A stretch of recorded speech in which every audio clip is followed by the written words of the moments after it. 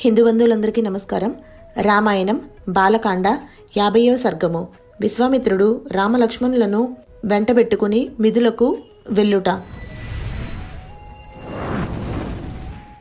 జనక మహారాజుతో సంభాషించుట. శ్రీరాముడు లక్ష్మణునితో గూడి విశ్వామిత్రుడు మహర్షి వెంట ఈశాన్య దిశగా పయనించి జనకుని యొక్క యజ్ఞవాటికకు చేరెను. లక్ష్మణునితో గూడి ఉన్న రామచంద్రుడు విశ్వామిత్ర మహామునితో ఇట్లనెను: మహాత్ముడైన జనకుని యజ్ఞ సంభారము సమృద్ధిగా చక్కగా ఉన్నది. ఓ మహాత్మా, నానాదేశ నివాసులు వేద పండితులు అయిన వేల కొలది బ్రాహ్మణులు ఇచ్చట కలరు.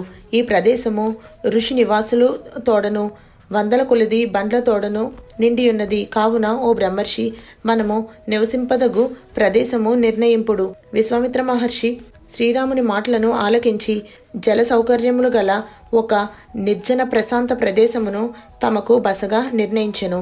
అంతటా జనక మహారాజు అచ్చటికి విశ్వామిత్రుణ్ణి అరుదించినట్లుగా విని వెంటనే తనకు పూజ్యుడు పురోహితుడు అయిన శతానంద మహర్షిని ముందిడుకుని వినమ్రముతో ఆ మునికడకు వెళ్ళెను.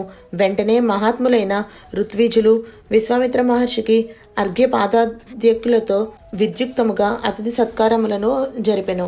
విశ్వామిత్రుడు జనక మహారాజు వనర్చిన అతిథి మర్యాదలను స్వీకరించి రాజుగారి కుశలములను గూర్చియు యజ్ఞము నిర్విఘ్నంగా జరుగుచున్న విషయములను గూర్చియు అడిగెను.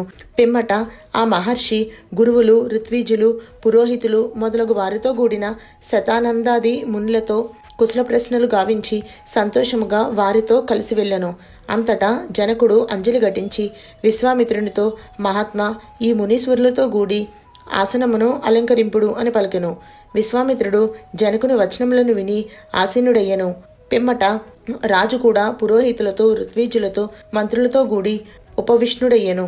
అందరూ తమ తమ యోగ్యతలను అనుసరించి ఆసీనులై పిదప జనక మహారాజు వారినందరినీ కలియజూచి విశ్వామిత్ర మహర్షితో ఇట్లు నుడివెను: ఓ మహర్షి, దైవానుగ్రహముచే నేడు నా యజ్ఞమునకు సమగ్రత చేకూరినది, సాఫల్యము సిద్ధించినది.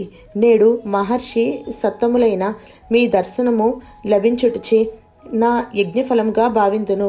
ఓ మునీశ్వర, ఓ బ్రహ్మర్షి, మునీశ్వరులతో కూడి మీరు నన్ను అనుగ్రహించి ఈ యజ్ఞవాటికకు విచ్చేయుట వలన నేను ధన్యుడినైతిని. ఓ బ్రహ్మర్షి, యజ్ఞ విధులైన ఋత్విజులు ఇక 12 దినములో యజ్ఞము పరిసమాప్తమగును అని తెలిపిరి.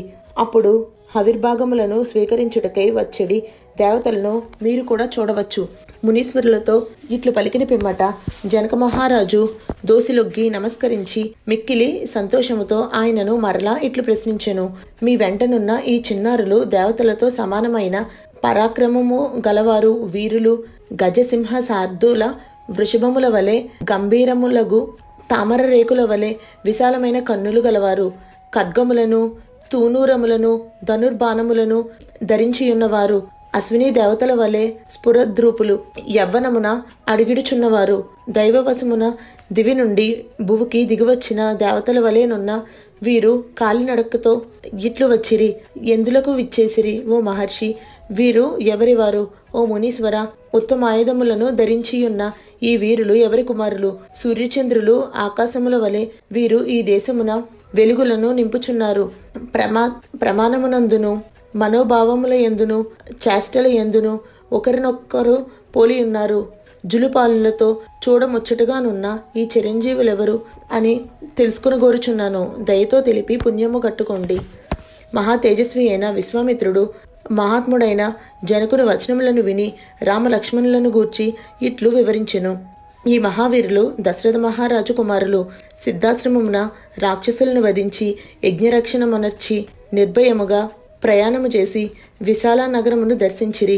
పిమ్మట అహల్యకు శాప విముక్తిని కలిగించి గౌతముని సేవలను స్వీకరించిరి. దివ్యశక్తి సంపన్నమైన శివధనస్సును గూర్చి తెలుసుకొనగోరి ఇచ్చటికి వచ్చిరి. ఆ మహాముని ఈ విశేషములు అన్నింటినీ జనక మహారాజునకు తెలియజెప్పెను.